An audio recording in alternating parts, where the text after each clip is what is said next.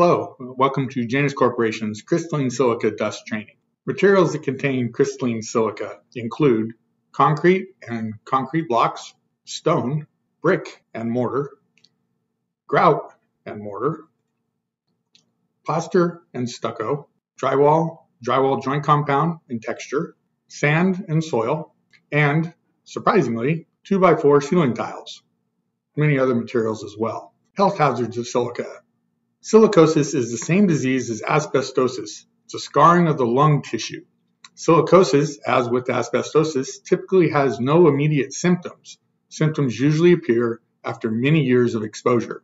Besides silicosis, silica symptoms include persistent cough, shortness of breath, tuberculosis, lung cancer, chronic obstructive pulmonary disease, also known as COPD, and kidney disease. Because the symptoms take years to develop, many people do not believe they are being exposed to anything harmful. If you do not protect yourself from exposure to silica now, you can become sick later in life, just like with asbestos exposure.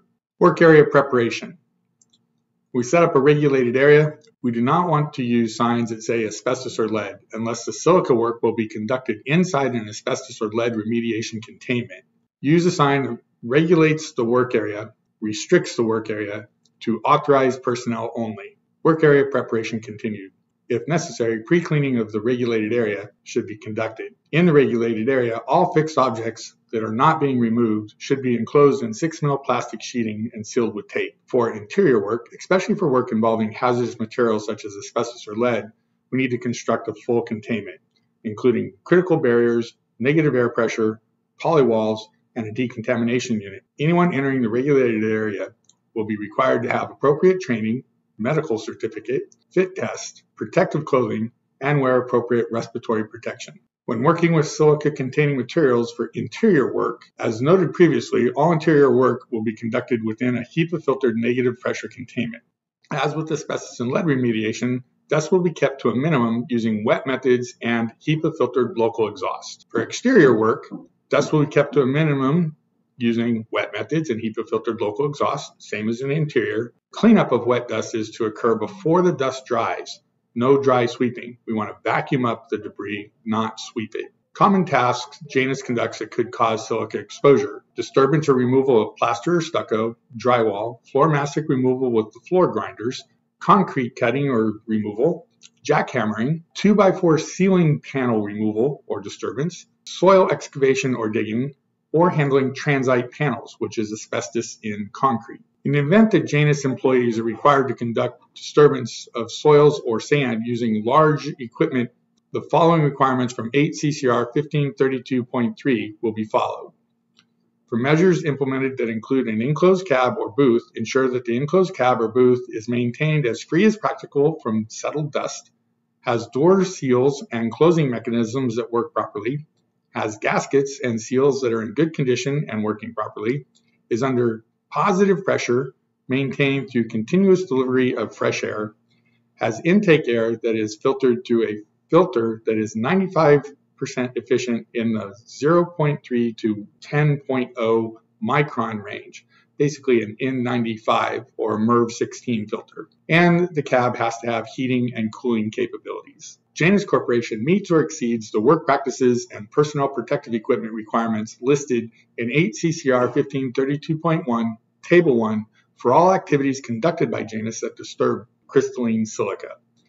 This table requires wet methods and local HEPA-filtered exhaust for various activities, ranging from handheld shipping guns to large equipment excavators that disturb crystalline silica-containing materials. Janus exceeds the requirement of 8 CCR 1532.1, Table 1, by requiring Janus workers to wear suits and respirators whenever they disturb crystalline silica-containing materials. Janus personnel are also required to be shown to be medically fit to wear a respirator as determined by a doctor on an annual basis, regardless of the potential exposures to silica. Things to remember about crystalline silica. When working on exterior stucco or exterior concrete materials, Janus workers still wear a respirator and a suit, even if the wind is blowing, as it will not protect us. Janus sets up a regulated area for silica even if there is no asbestos and no lead being disturbed when we disturb silica.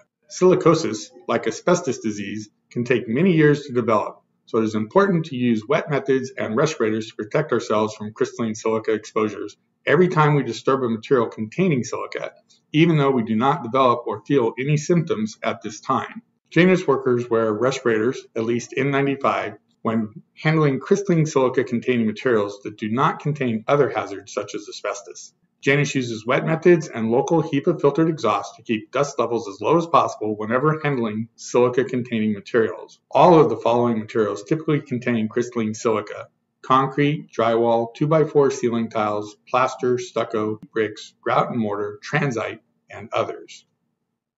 Thank you for taking Janus Corporation's Silica training. This training was put together by Michael Sharp, Senior Safety Officer for Janus Corporation.